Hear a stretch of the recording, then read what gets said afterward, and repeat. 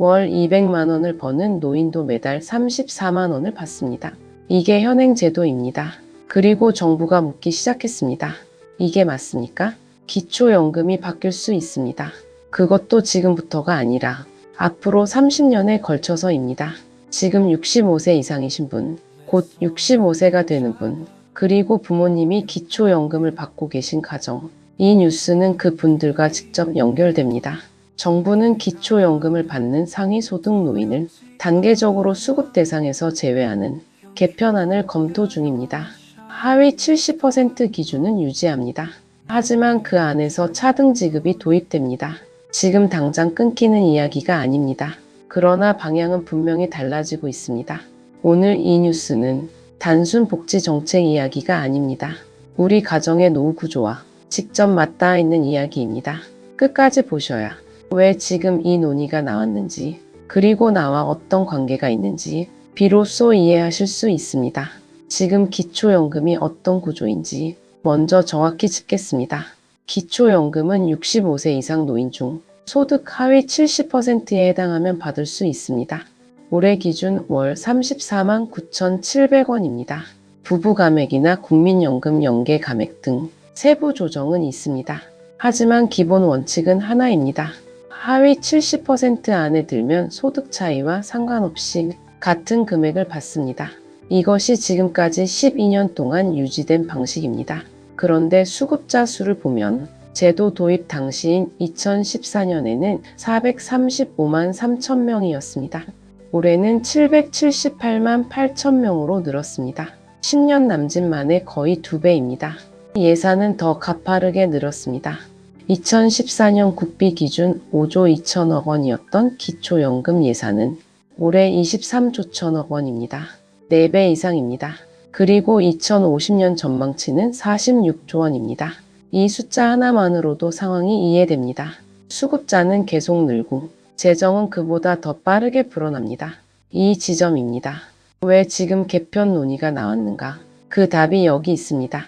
노인 인구는 1,000만 명을 넘었습니다. 한국은 이미 초고령 사회로 진입했습니다. 그러면서 제도 설계의 전제 자체가 달라졌습니다. 2014년에 만들어진 기준이 지금의 인구 구조에는 맞지 않는 부분이 생긴 것입니다. 그렇기 때문입니다.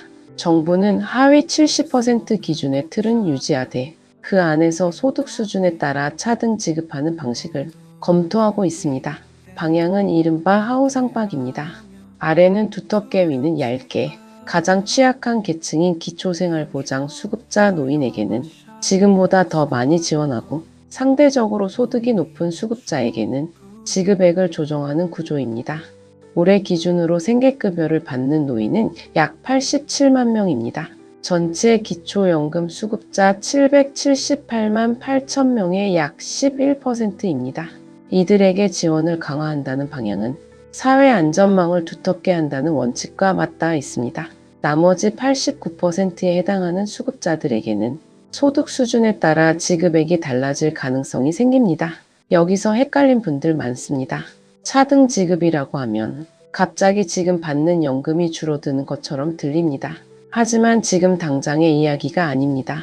법안 마련과 국회 제출, 그리고 최소 5년에서 30년에 걸친 단계적 이행이 전제입니다. 지금까지의 핵심을 한 문장으로 정리합니다. 수급자는 2배로 늘었고 예산은 4배로 불었습니다. 그래서 방향이 바뀌고 있습니다. 그런데 진짜 변화는 따로 있습니다. 지금부터가 더 중요합니다. 기준 중위소득이라는 개념이 있습니다. 우리나라 전체 가구소득을 줄 세웠을 때 정확히 중간에 있는 금액입니다. 올해 단독 가구 기준 중위소득은 256만 원입니다. 그리고 올해 기초연금 선정 기준액은 247만 원입니다. 이미 중위소득의 96.3% 수준까지 올라왔습니다. 한국개발연구원은 2028년이면 이 기준액이 중위소득 100%에 도달할 것으로 전망하고 있습니다.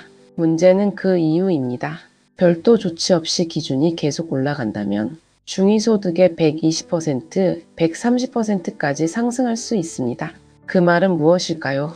전체 가구소득 중간값보다 더 높은 소득을 가진 노인에게도 매달 수십만 원의 연금이 지급되는 구조가 될 수 있다는 뜻입니다.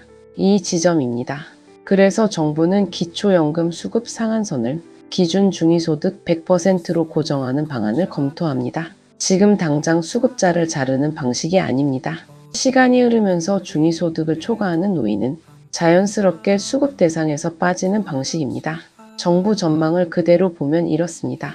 5년 뒤에는 전체 노인의 65%가 수급 대상, 10년 뒤에는 60%, 30년 뒤에는 50%, 지금 70%에서 서서히 절반으로 내려가는 흐름입니다.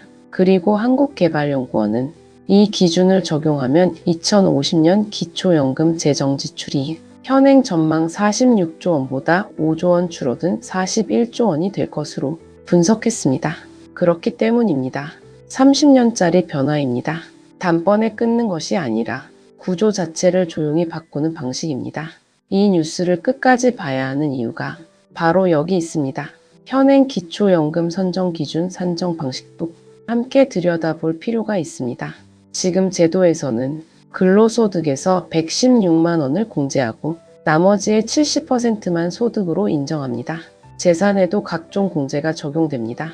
예를 들어 혼자 사는 65세 이상 노인이 다른 재산은 없고 근로소득만 있다면 월 468만 원을 벌어도 기초연금 수급 요건을 충족할 수 있습니다. 이게 참 묘합니다. 제도 설계 당시에는 근로소득 공제가 고령 노인의 일할 의욕을 보호하기 위한 취지였습니다.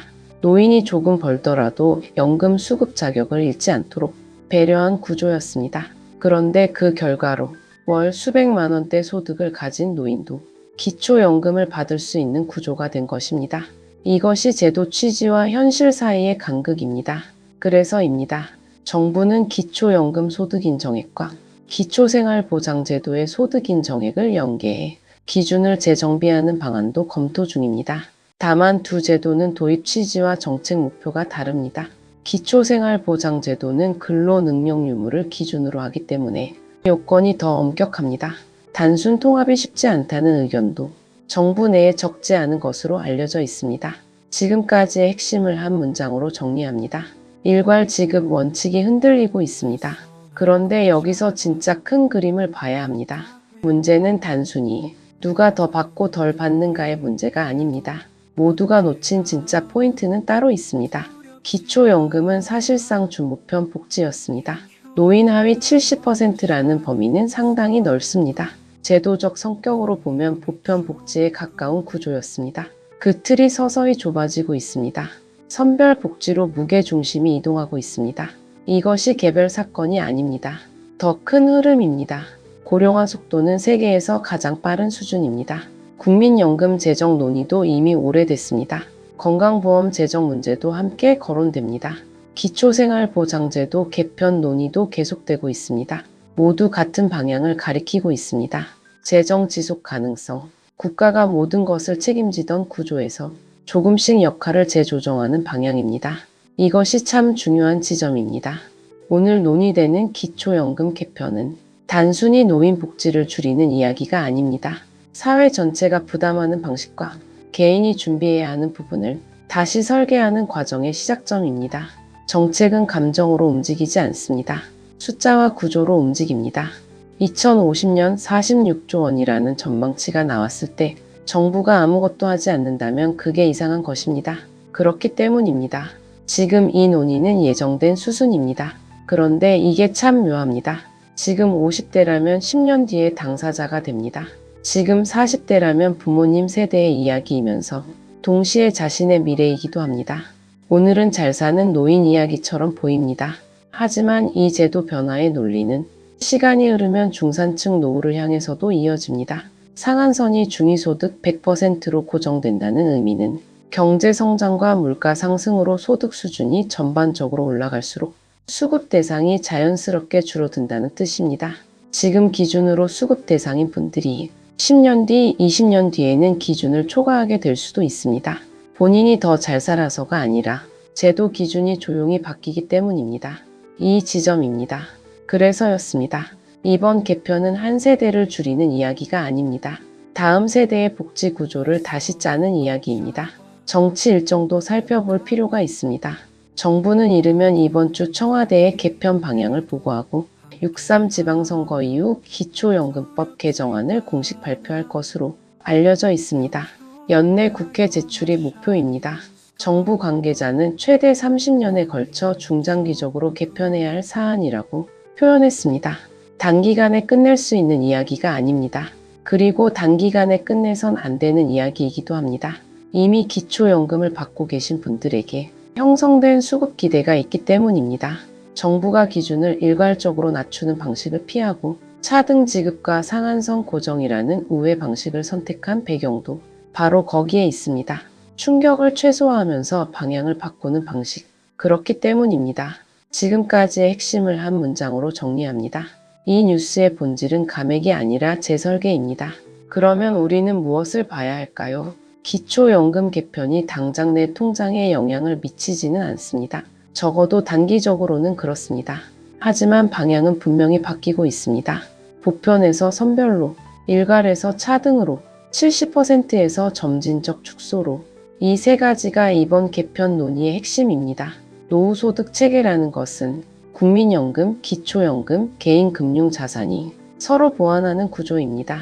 그중 하나인 기초연금의 성격이 달라지고 있다면 나머지 두 축을 어떻게 볼 것인지도 함께 생각할 수밖에 없습니다. 국가가 어디까지 책임지고 개인이 어디서부터 대비해야 하는가? 이 경계선이 조금씩 움직이고 있습니다. 조용하게, 그러나 분명하게. 이게 참 묘합니다. 30년짜리 변화는 급격하지 않습니다. 그래서 실감이 잘 나지 않습니다. 하지만 그렇기 때문에 더 중요합니다. 서서히 바뀌는 제도일수록 방향을 일찍 알고 있는 것이 유리합니다. 지금 이 뉴스를 보신 분들은 적어도 그 방향을 알고 있는 분들입니다. 그렇기 때문입니다. 오늘 마지막으로 질문 하나 드립니다. 여러분은 기초연금이 어디까지 국가가 책임져야 한다고 생각하십니까? 소득과 상관없이 노인이라면 받아야 한다고 보십니까? 아니면 진짜 필요한 분들에게 더 집중해야 한다고 보십니까? 이 질문에 쉬운 정답은 없습니다. 하지만 이 질문을 한 번이라도 생각해 본 분과 생각해 보지 않은 분의 노후 준비는 조금씩 달라질 수 있습니다. 다음 시간에는 기초연금 개편이 국민연금과 어떤 관계를 맺게 되는지 함께 살펴보겠습니다. 두 제도가 연결되는 지점에서 또 다른 중요한 이야기가 나옵니다. 구독과 좋아요는 한 번 더 생각해 보게 만드는 힘이 됩니다. 오늘도 행복한 하루 되세요. 감사합니다.